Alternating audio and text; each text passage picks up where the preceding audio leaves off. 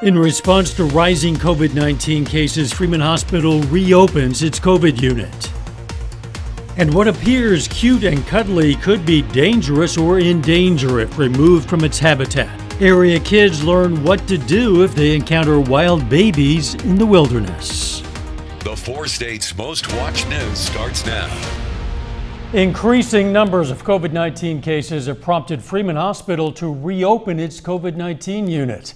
This is KOAM News at 6. The unit closed back in March due to low patient numbers.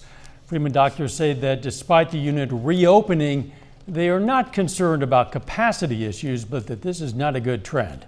Freeman currently has 41 patients in the COVID unit and says a vast majority are receiving oxygen. They encourage anyone who is still unvaccinated to get a vaccine. Mercy Hospital recently turned its 4th floor ICU into a negative pressure room for COVID-19 patients. Now they can hold 24 patients in need of ventilators. Mercy doctors worry they may soon reach capacity for COVID-19 patients. In Joplin right now, we have more COVID patients with a population of 50,000 compared to St. Louis with a population of over 30,000. So I think that's very telling. They add that in late May and early June, they were averaging about 3 COVID-19 patients in their ICU. Now they're averaging about 15 COVID patients in their ICU. Joplin Health Department reports another COVID-19 death. This time it was a 38-year-old woman. The latest death brings the city's total to 133. Checking in with Nick Kelly. Nice day out there, Nick. Certainly that has been, Dal. Looks like a nice day for sure, but Mother Nature was more than eager to bring back some warmth and some humidity, so it looks nice from 7th and Range Line with nothing on the radar as we continue to see partly to mostly sunny skies roll on through. That being said, look to the northwest. The thunderstorms developing out in Nebraska with the severe thunderstorm watch in place. That is what we'll be keeping an eye on as we go through the overnight hours and certainly for Thursday morning. In the short term, though, we're quiet this evening, but everyone's warm with upper 80s across the board. But with the humidity back in play, it feels like the lower to middle 90s across the board. And as we look down the road for the rest of the evening, we will cool down some once we get past sunset, but we'll still be in the upper 70s by midnight, down to the mid 70s for Thursday morning. I think most of us are dry to start Thursday morning out there, but we have some thunderstorm chances we need to track. We'll do so here in a bit. Nick, thanks. Missouri judge has found that a voter-approved ballot measure to expand Medicaid is unconstitutional. The judge said the amendment unconstitutionally sought to force lawmakers to set aside money for the expansion. Under the Constitution, lawmakers can't be forced to make appropriations unless the ballot measure includes a funding mechanism. Voters passed the constitutional amendment last year, but Governor Mike Parson refused to implement it because lawmakers did not set aside any money for it. Missouri senators are back at the Capitol to work on a critical piece of Medicaid funding. Governor Mike Parson called lawmakers back to Jefferson City to pass a tax on medical providers. The tax draws down a significant amount of federal Medicaid funding. The tax wasn't renewed during the regular session because of a fight over Medicaid coverage for Planned Parenthood and some family planning services. Parson says lawmakers have until July 1st to re-up the tax. Otherwise, he says he'll cut $722 million from the state budget to make up for it. The Missouri Attorney General's office says it's reached a settlement with Missouri-based televangelist Jim Bakker and Morningside Church for marketing a supposed potential cure for the coronavirus. As part of the settlement, the Attorney General recovered $156,000. Additionally, Bakker is not allowed to sell or advertise silver solutions as a way to diagnose, prevent, mitigate, treat, or cure any disease or illness. Bakker must also return an additional $90,000 to consumers who purchased silver solution between February and March of 2020. In a written statement, the Missouri Attorney General Derek Schmidt said in part, quote, "My office will continue to work tirelessly on behalf of Missouri consumers and will not hesitate to take action when those consumers are being defrauded." Missouri Department of Natural Resources is funding 17 recycling projects in southwest Missouri. Projects will split a little more than $559,000 and will focus on waste reduction, material recovery, and recycling. New grant recipients this year are Ritter Industries in Carthage and Noble Earth Recovery in Joplin. Ritter Industries will fabricate a glass pulverizer that will turn bottles and other glass into a fine dust to be used for sandblasting.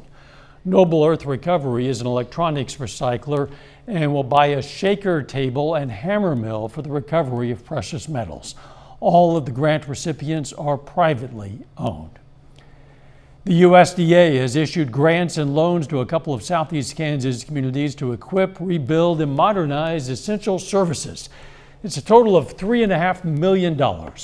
Altamont, Kansas gets a $260,000 loan that will be used to buy a fire truck for use by the city of Altamont in Mount Pleasant Township. And Humboldt will get a $50,000 grant and a $255,000 loan. That'll purchase a custom fire truck. The current truck is 27 years old and lacks safety restraints for some riders.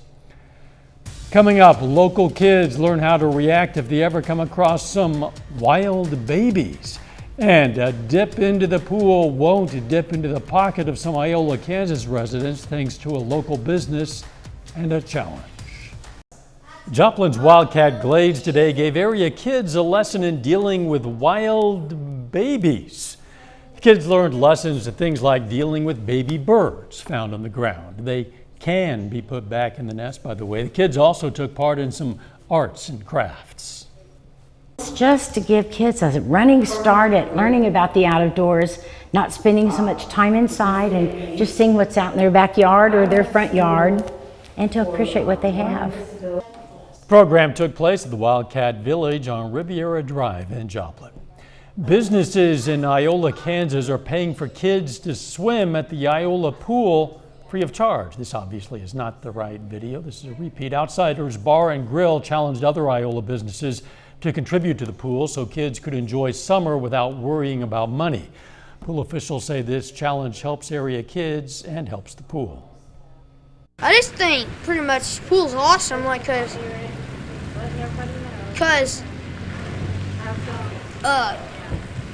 well, some days you get free days, sometimes you just come here to swim. That's pretty much all I like the pool about. Outsiders Bar and Grill started off the challenge by paying for 60 kids' passes.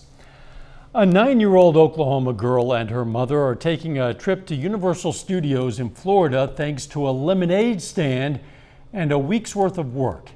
Sawyer Bushy says people from all over help make sure that something good happens for this mother-daughter team.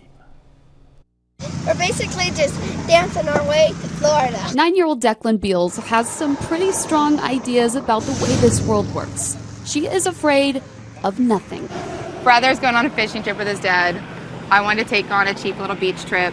She wanted to try to go to Universal because she loves Harry Potter. And so a budget was just going to kind of be tight. It just popped up right in my head like, pop, let's do a lemonade stand. So they did, together. They set up at a location near 24th and Yale, and they play their favorite songs, and they dance and laugh and sit out in the heat selling some cold cups of lemonade. There you go. Even if nobody had come, I got to bond with my daughter more than I ever have over this past week, and now I just get to continue that in Florida with her. I thought I would just make a couple hundred. She has made way more than that. I have loved every mother-daughter trip I've ever taken. God bless so you guys have a great time. Please, I like to support young entrepreneurs. Yes, can't say no, yeah.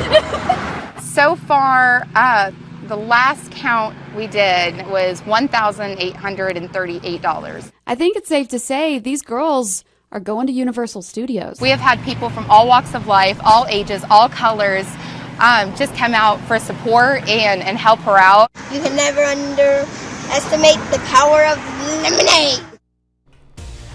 Later, a pair of Southeast Kansas baseball standouts receive all-state honors. Plus, Mother Nature has brought the heat and humidity back into play, but thunderstorm chances will come back in as well. Forecast up next. It was nice to enjoy a warm and not so humid day the other day, but Mother Nature is reminding us it is summer after all. So not only did we see a bump in temperatures today, we unfortunately had to deal with a bump in the humidity as well.